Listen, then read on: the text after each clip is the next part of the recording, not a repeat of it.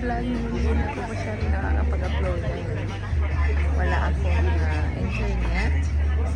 So, gusto ko lang ito yung mga original kong mukha, walang ka-filter-filter. So, last day namin sa Marseille at awa ni Lord naman napaka-small ng bakasyon namin. Nagagawa namin yung mga gusto namin gawin ng anak ko. So, naligo kami ng dagat konti, tapos konting hiking sa may chateau dito. Alam mo ka ako haggard. Tapos yun, kain sa restaurant ng konti. Hanap lang kami ng medyo murang-murang restaurant na ka-afford lang. Kawa naman ni Lord. Then kasi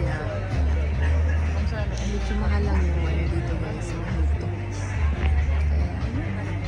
Sometimes guys is sobrang hectic ng trabaho nyo, maraming bayarin, tapos sobrang hassle ng trabaho, stress, mentally, physically. Minsan kailangan nyo rin magpahinga. Kailangan nyo rin kailangan nyo rin magpahinga minsan. Kailangan nyo rin bigyan ng time. Hindi kailangan na yung someone na bibigay sa inyo ng para makapagpahinga.